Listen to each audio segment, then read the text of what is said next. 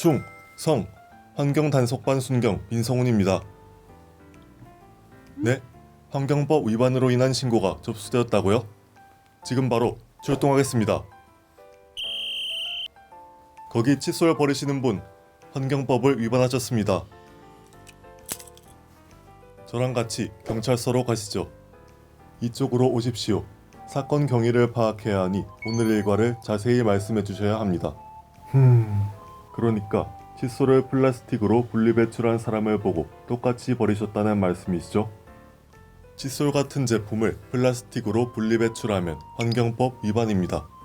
환경법을 위반하셨으니 80만원 이하의 벌금과 필수 교육을 이수하셔야 합니다. 그럼 교육장으로 따라오시죠. 일반 플라스틱 제품과 여러 재료가 혼합된 플라스틱 제품을 잘못 구분해서 버리시는 분들이 많습니다. 그래서 저희 환경단속반에 플라스틱 관련 신고가 매일같이 들어오고 있죠. 교육이 종료되면 간단한 테스트가 진행될 예정입니다. 테스트에 합격하지 못하면 추가 교육이 있으니 집중해서 수업을 들으시길 바랍니다. 우선 일반 플라스틱과 혼합 플라스틱을 올바르게 분리배출하는 방법을 알려드리겠습니다. 플라스틱에도 다양한 종류가 있고 그것을 혼합해서 만든 것을 혼합 플라스틱이라고 하는데요. 예를 들어 칫솔의 부분마다 사용되는 재료를 유심히 보면 알 수 있죠. 칫솔에는 칫솔모와 칫솔대 등 다양한 종류의 플라스틱이 사용됩니다. 칫솔 외에도 스티커가 붙어있는 물병이나 이물질이 묻어있는 배달음식 용기 등은 플라스틱으로 구분할 수 없어요. 환경을 위해 분리배출 전 세척은 필수랍니다. 혼합 플라스틱과 깨끗하지 않은 플라스틱은 일반 플라스틱과 달리 재활용이 불가능하기 때문에 일반 쓰레기에 버리셔야 합니다.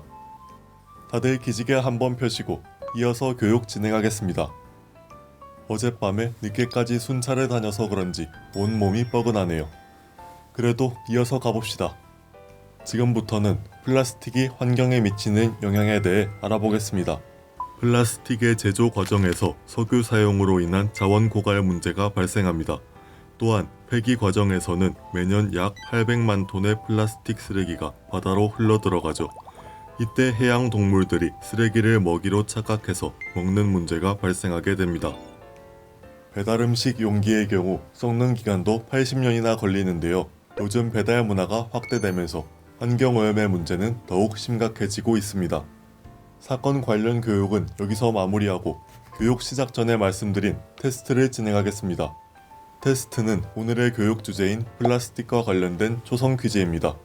교육에 집중하셨다면 쉽게 푸실 수 있을 겁니다.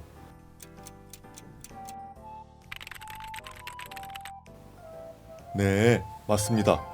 해양 쓰레기는 환경 문제에서 빠질 수 없는 중요한 문제이죠. 여러분이 쉽게 버리는 플라스틱이 다른 생명에게는 큰 위협이 될 수 있다는 점 기억해 주세요.